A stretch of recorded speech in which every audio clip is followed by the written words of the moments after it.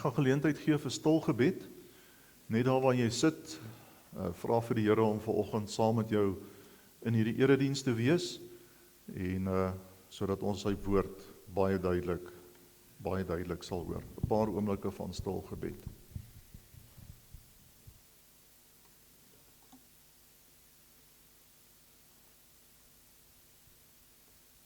Here, U is die Alfa en die Omega, die begin en die einde, die een wat was en wat is en wat kom, die Almagtige. Ons aanbid U. Amen. Gemeente, ek groet julle vanoggend in die naam van Jesus Christus, die oorwinnaar. Ons maak ons Bybels vanoggend oop by Johannes 4. Johannes 4 en ons gaan saam lees van vers 1 tot 14. Johannes 4 vers 1 tot 14.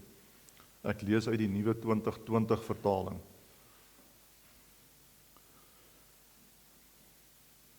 Ons tema, hoop vir die geloofsfamilie, liefde sonder grense.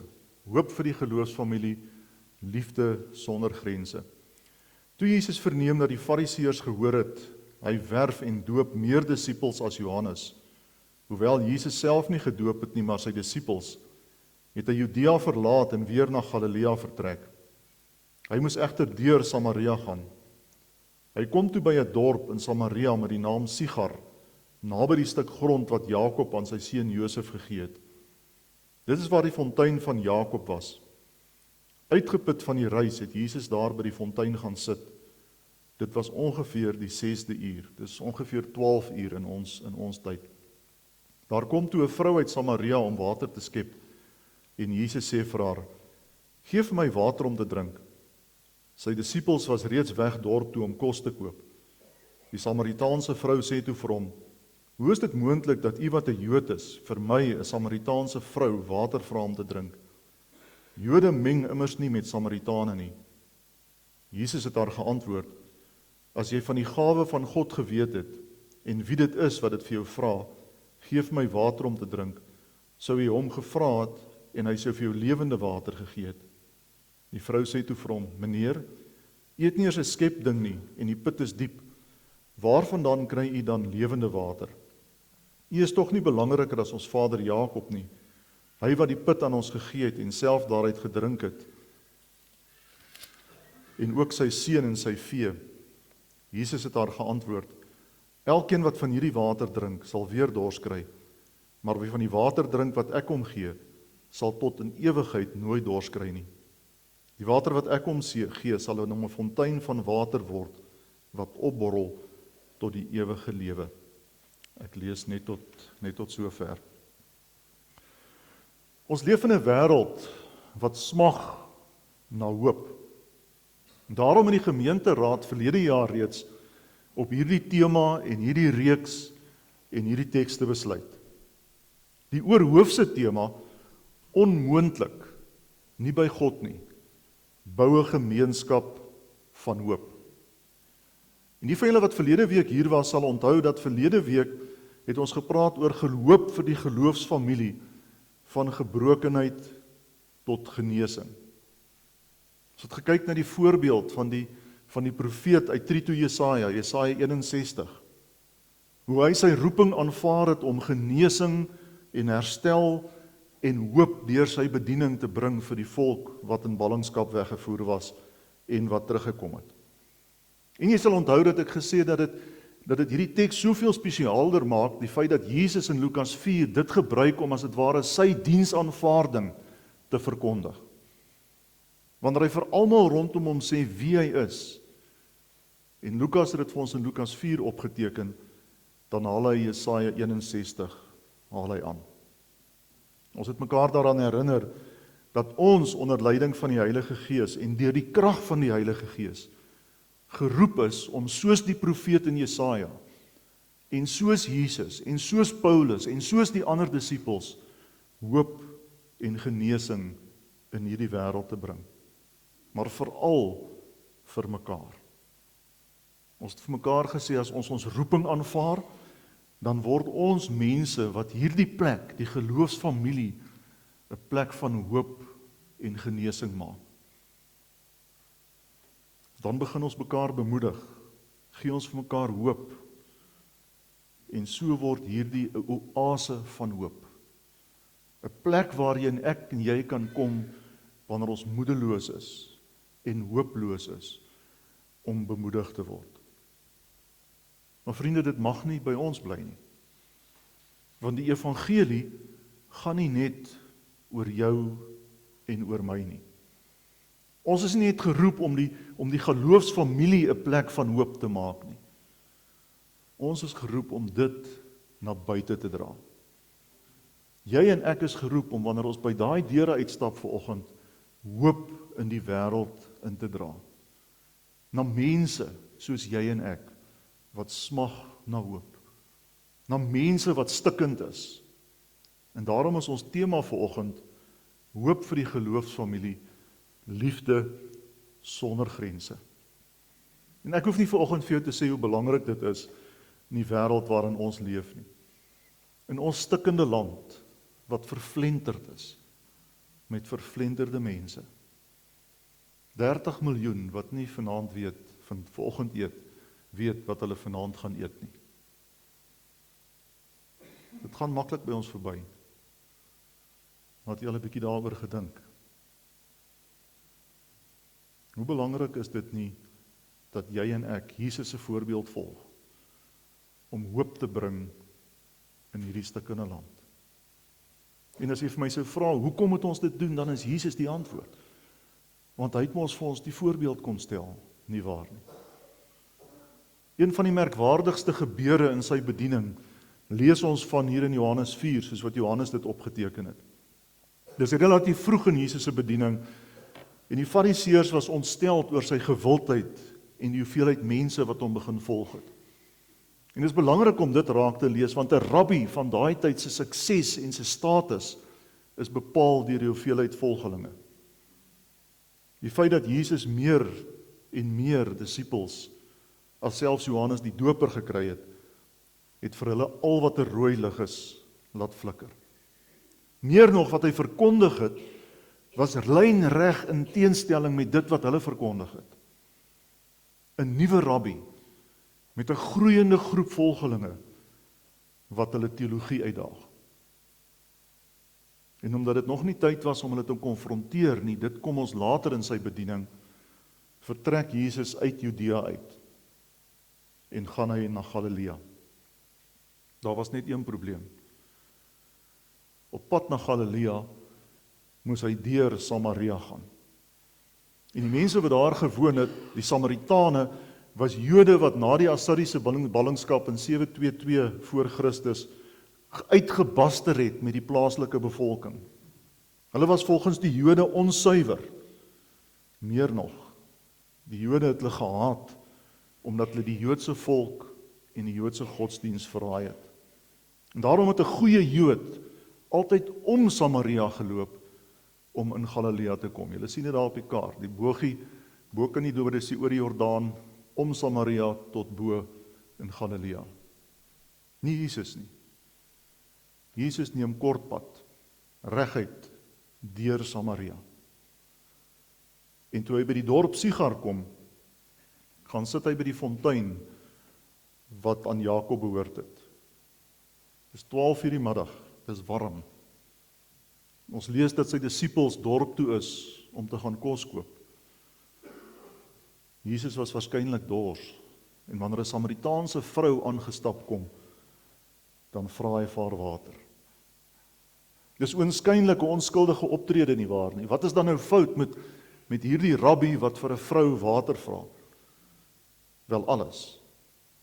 Alles is fout. Johannes 4 vers 9.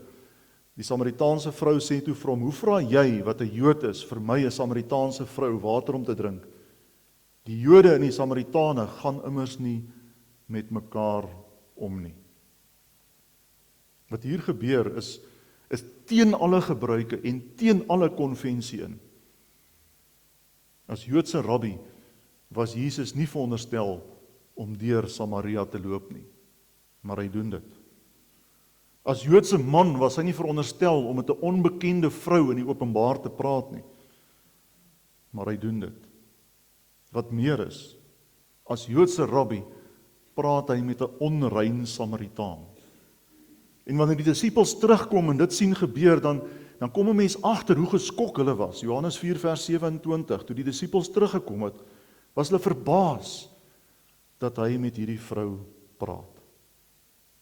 Jesus laat hom nie afsit deur ras en status en stand nie.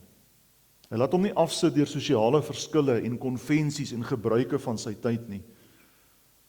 Hy verkondig die evangelie, reguit en duidelik. Hy bring die goeie nuus aan hierdie vrou met wie hy eintlik nie moes praat nie. Hy bring God se boodskap van liefde aan 'n Samaritaan. En wanneer hierdie gesprek begin vorder, dan sê hy mos vir haar, ek is die lewende water. En elkeen wat van hierdie water drink, sal nooit weer dors kry nie. Johannes 4 vers 13. Elkeen wat hierdie water drink, sal weer dors kry. Maar wie van die water gedrink het wat ek hom sal gee, sal in alle ewigheid nooit dors kry nie. Nee, die water wat ek hom sal gee, sal in hom 'n fontein wees met water wat opborrel en vir hom die ewige lewe gee. Hoor jy mooi wat Jesus hier sê? Wie van die water drink wat Jesus gee, sal nooit weer geestelik dors word nie. Dit sal soos 'n fontein wees wat opborrel en die ewige lewe gee. Dis wat gebeur wanneer God se liefde in 'n mens grondvat. Dis wat gebeur wanneer God se liefde mense se harte raak. En dit, vriende, dis wat jy en ek moet gaan doen. Dis wat ons moet gaan doen. Daarom eindig dit nie by Jesus nie. Voordat hy weggegaan het, het hy mos vir sy disippels 'n opdrag gegee. Jy ken dit mos goed, Matteus 28 vers 19. Gaan na die nasies toe. Maak die mense my disippels.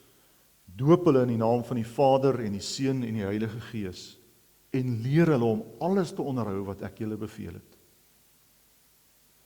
Toe Jesus hierdie opdrag vir sy disippels gee, kom daar 'n verandering in hulle lewe, in hulle bediening. Word hulle verander van leerlinge, van disippels, na apostels, gestuurdes. En hierdie manne gaan die wye wêreld in, en hulle gaan verkondig die evangelie, en hulle gaan maak disippels, nie net onder die Jode nie, maar hulle gaan inderdaad na al die nasies toe, die ganse mensdom, want die lewende water, die evangelie van Jesus Christus, die liefde van God wat hy deur Jesus in hierdie wêreld kom wys het, is vir alle mense bedoel. Daar kan nie 'n muur om die evangelie wees nie. Daar mag nie 'n muur om die evangelie wees nie. En jy kan vanoggend hier sit en sê, maar daar is nie, maar die vraag is daar nie dalk in jou hart en in jou kop 'n muur om die evangelie nie? Hoe moes hulle dit doen? Deur te doop en te praat en te verkondig aan almal wat hulle pad kruis. Die boodskap moes uitgaan. Hoop en lewe en liefde moes sigbaar word in die hele wêreld. God wat die wêreld so lief het, dat hy sy seun gegee het vir alle mense, sodat die wat in hom glo, nie verlore sal gaan nie, maar die ewige lewe sal hê. Ja, selfs 'n Samaritaanse vrou. Selfs 'n Samaritaanse vrou. En toe Jesus weggaan, toe word die Heilige Gees mos uitgestort, nie waar nie. Handelinge 2 vers 4 lees ons, almal is met die Heilige Gees vervul en hulle het in ander tale begin praat, soos die Heilige Gees dit aan hulle gegee het, om onder sy leiding te doen. En dan lees ons van vers 5 af, daar het godsdienstige Jode uit al die nasies onder die son in Jerusalem gewoon. Toe die mense die geluid hoor, het 'n groot skare saamgedrom, omdat elkeen gehoor het hoe daar in sy eie taal gepraat word. En hulle het nie geweet hoe hulle dit het nie. Verras en verbaas sê hulle toe, Die mense wat daar praat is tog almal Galileërs. Hoe hoor elkeen van ons dan sy eie moedertaal? Perse, Medeërs, Elamiete, sowel as die inwoners van Mesopotamië, Judea en Kappadosie, Pontus en die provinsie Asië, Frigië en Pamfilië, Egipte en dele van Libië om Sirene, mense uit Europa, uit Rome, Jode sowel as heidene wat die Joodse geloof aangeneem het, Kretensers en Arabiere, ons hoor hulle in ons eie tale praat oor die groot dinge wat God gedoen het. Onthou jy ons tema? Onmoontlik, nie by God nie. Want die Heilige Gees maak die menslik onmoontlike moontlik. En hierdie is nie 'n fabel nie, vriende. Dis 'n werklikheid. Dis iets wat werklik gebeur het. Die disippels begin preek en hulle begin vertel van God se groot dade in elke bekende taal van daardie tyd. Want die evangelie is mos vir almal, nie waar nie? Dis mos wat Jesus gesê het.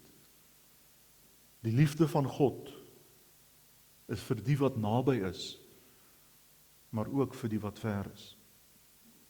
Die liefde van God en hoop en genesing wat daarmee saamgaan, is vir jou en vir my wat elke Sondag hier is, maar ook vir hulle wat hier buite is. Ook vir hulle wat hier verby ry. Ook vir hulle met wie ons die wêreld deel, vir die hele wêreld. Dis geen wonder dat Paulus hierby aansluit wanneer hy aan die Christene in Rome skryf, mense wat swaar gekry het in 'n kosmopolitaanse stad.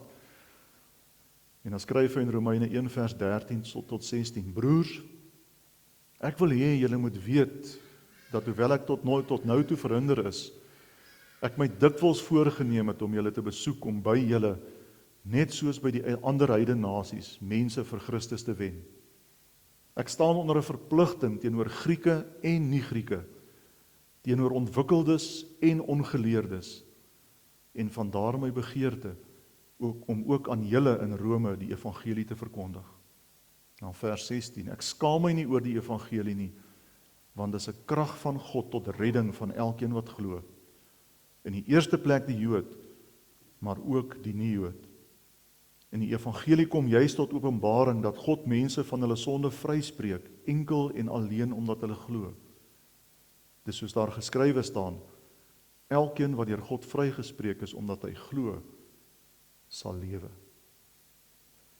Sien jy in jou gedagtes vir Jesus by die put? Hoor jy sy woorde aan die Samaritaanse vrou?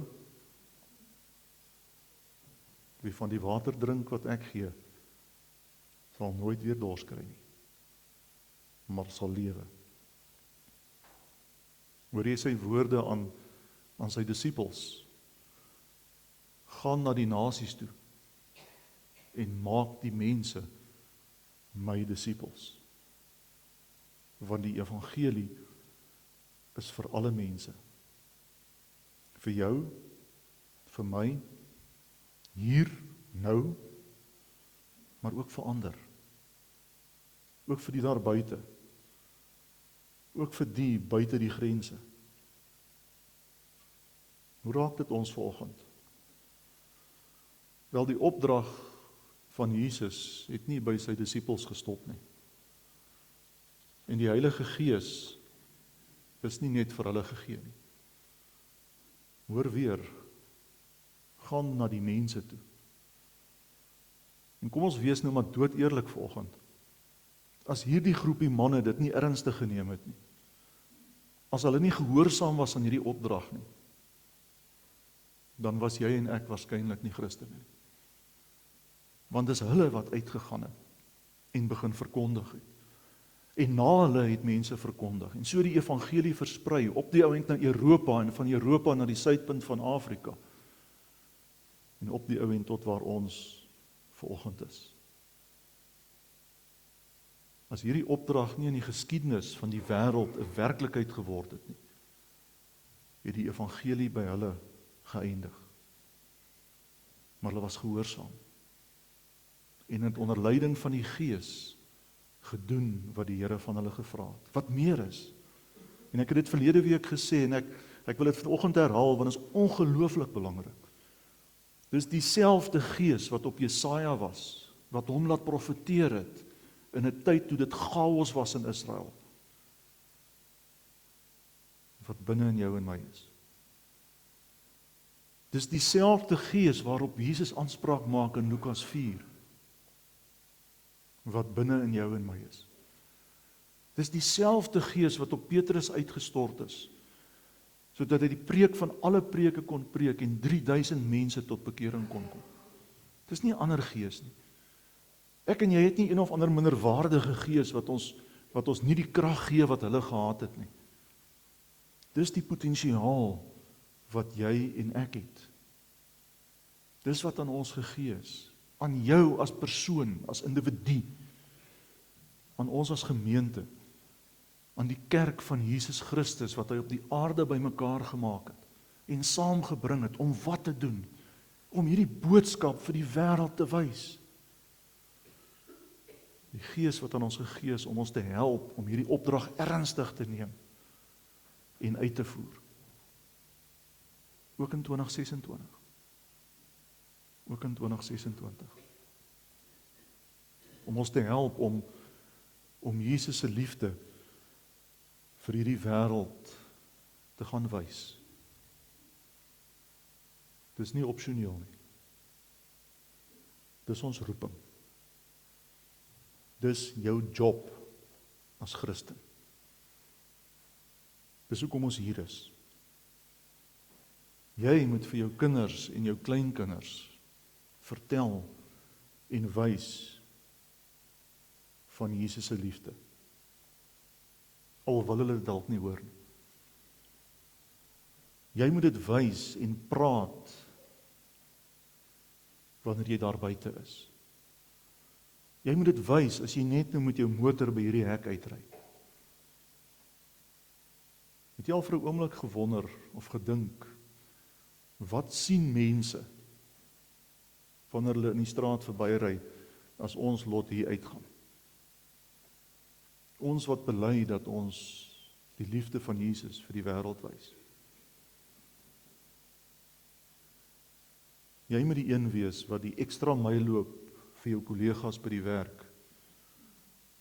Maar verwag hulle dit nie. Jy moet die een wees wat anders praat oor ons land en oor ons stad en oor hierdie plek waar ons is. Dit is deel van ons roeping. En ja, dit is moeilik. Dit is moeilik.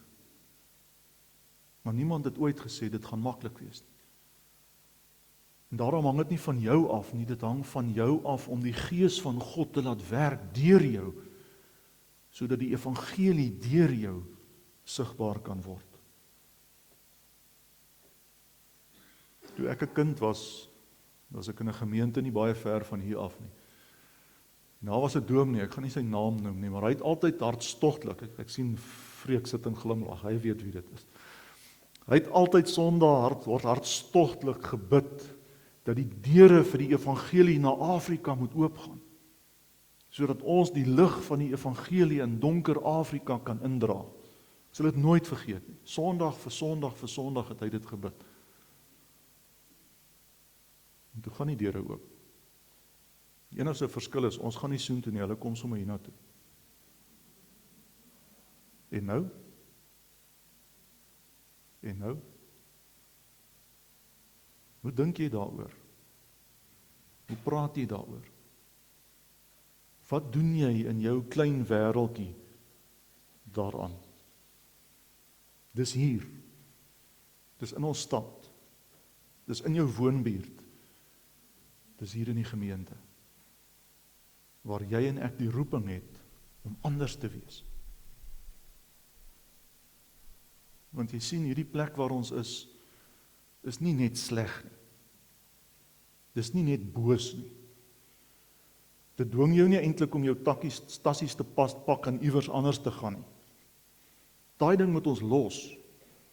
Daai van as ek daar is, gaan ek gelukkig wees. Jy is nie daar nie, jy is hier. En hier moet jy 'n verskil maak. Hier waar jy vanoggend is, waar jy vandag is. Wanneer laas het jy dit gedoen? Ek het al baie daarna verwys. Van die slegste ervarings wat ek in my lewe gehad het die afgelope 6-7 maande, is wanneer jy in 'n bank of 'n poskantoor, en ek verstaan die moeilikheid daar agter, of in 'n hospitaal of by 'n dokter se spreekkamer is. En die mense wat daar inkom is net dood eenvoudig plain ongeskik. Daar's nie 'n ander woord vir dit nie. En ongelukkig is die meeste van hulle seniors, soos ek ook. Ek kan nou ook sê ek is 'n senior. Dis daar, vriende, waar die tekkie die teerslaan.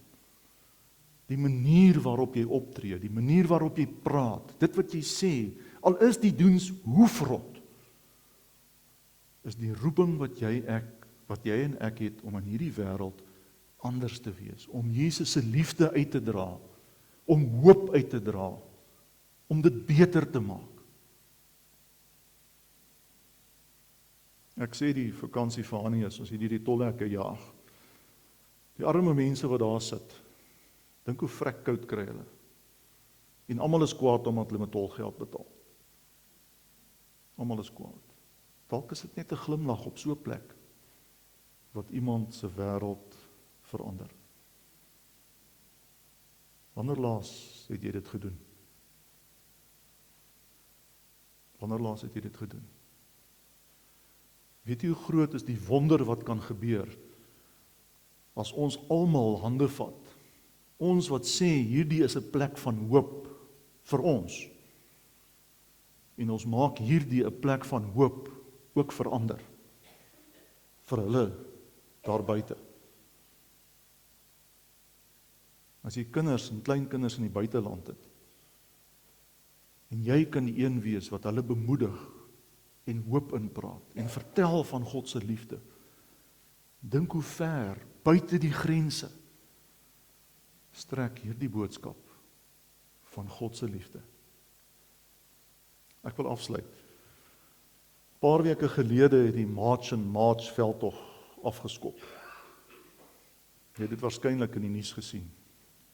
Optogte die hele land vol teen onwettige immigrante. En ek wil nie vanoggend iets sê oor die etiese daar agter nie. Maar dis mense soos jy en ek wat binne daar ontwortel is.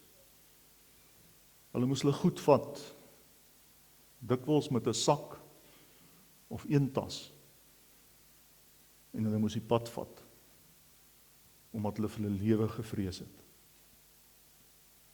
Onthou jy 10.000 in 'n vlugtelingkamp buite Durban, onder haglike omstandighede. Op Saterdag die 4de Julie was daar 42 busse op pad van Kaapstad af Messina toe. Elke bus 60 tot 70 mense. Die eerste konvooi van hierdie busse het onder polisiebegeleiding kort na middagete in Bloemfontein aangekom. Daar het vrywilligers reg gestaan om hulle gasvry te ontvang. Mense uit verskillende gemeentes, uit verskillende kerke. Hulle het vir hulle kos gegee. Hulle het vir hulle vrugte gegee. Hulle het vir die babas wat op die busse was babakos gegee. Daar was dokters wat hulle dienste gratis aangebied het. Hulle het 'n noodhulpsak vir elke bus gegee. Daar het die evangelie hande en voete en 'n hart gekry. Net so terloops, dit was die NG Kerk se skyfies daai. Dit is nie Gift of the Givers nie. Daar het die fontein van lewe, van lewende water, regtig begin opborrel. En as jy na die foto's kyk, dan is die een foto wat my die meeste tref, die heel laaste een. Hannes, waar is hy? Kyk na daai man se gesig. Kyk na sy gesig. 'n Mens soos jy en ek. Hoe dink jy daaroor? Dit gebeur ook Sondag hier by ons. As jy lankal by die huis is, dan kom Steven se bus van Mamelodi af hier aangery. Sy diens is in die auditorium. En hy gee elke Sondag vir al die mense wat daar is, gee hy kos. Fisies kos, want hulle is almal honger. En dan deel hy lewende water, die evangelie met hierdie mense. Miskien wil jy daarbey betrokke raak. Miskien is dit waarin God se Gees jou lei. Maar dit kan ook elders wees. Dit kan ook elders wees. Ek weet nie wat die Here vir jou sê nie. Ek weet nie waar en hoe jy die liefde van Christus in hierdie wêreld kan gaan wys nie. Ek weet nie wat jy kan gaan doen nie. Wat ek wel weet, is dat jy net iets moet doen. Daarom moet jy die Gees ontvang. Daarom is jy deel van 'n gemeenskap van hoop.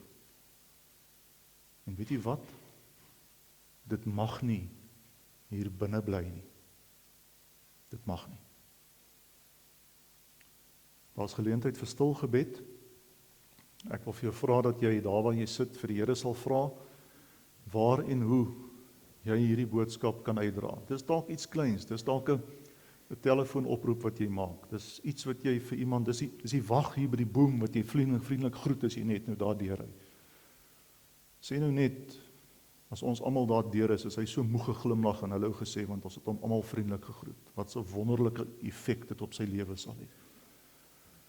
Vra vir die Here, terwyl jy net daar sit, waar en hoe en wat jy onder leiding van sy Gees kan gaan doen, om die wêreld daar buite beter te maak, as oomblikke van stil gebed.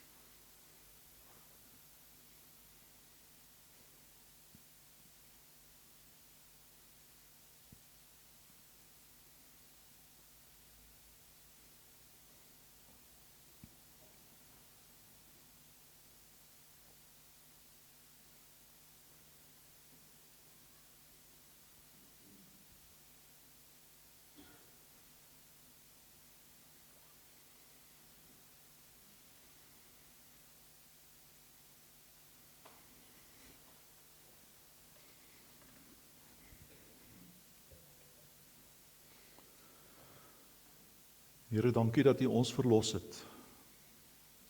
Dankie dat U U Gees in ons gegee het. En ons bid vanoggend, o Gees van God, dat die roeping wat U aan die disippels gegee het, dat dit ook 'n werklikheid in ons lewens sal wees. Maar meer as dit, dat ons dit ernstig sal neem en dat ons dit sal gaan leef. Here, ons leef in 'n stikkende, vervlenterde wêreld. En ons reageer so dikwels daarop met harde woorde. Gee vir ons U hart en U oë en U hande en U voete, wat radikaal anders is. Sodat ons nie net anders sal sê en anders sal kyk nie, maar dat ons ook anders sal doen. Maak hierdie gemeente 'n oase van hoop, nie net vir onsself nie, maar ook vir hulle daar buite. Omdat ons van hier af uitgaan en U liefde die wêreld indra. Dankie dat ons U daarvoor kan vertrou. Ons bid vanoggend vir ons land, ons bid vir ons stad, ons bid vir die hele wêreld. Here, as ons kyk wat in die wêreld aan die gang is, dan kan 'n mens eintlik net jou hande in die lug gooi en vra, hoe is dit moontlik dat mense so teenoor mekaar kan optree? En dan is dit so maklik om terug te sit en terug te staan en te sê, maar ek kan tog niks doen nie. Maar deur die krag van die Gees kan ons kan 'n verskil maak, ons weet dit, ons glo dit. Gebruik ons waar en soos U wil. Hier in ons woongebied, in ons gemeente en in ons stad. Wees in hierdie week asseblief saam met ons, U weet wat op ons lewenspad vir ons wag. Hou vir ons veilig in U hande en seën elkeen van ons. Dit bid ek in die naam van Jesus Christus. Amen. Ontvang die seën van die Here. Die Here gaan voor jou wees om die pad vir jou gelyk te maak. Die Here gaan agter jou wees om die aanvalle van die bose af te weer. Die Here gaan langs jou wees om jou in sy arms toe te vou. Die Here gaan onder jou wees om jou op te tel as jy val. Die Here gaan bokant jou wees om jou te seën.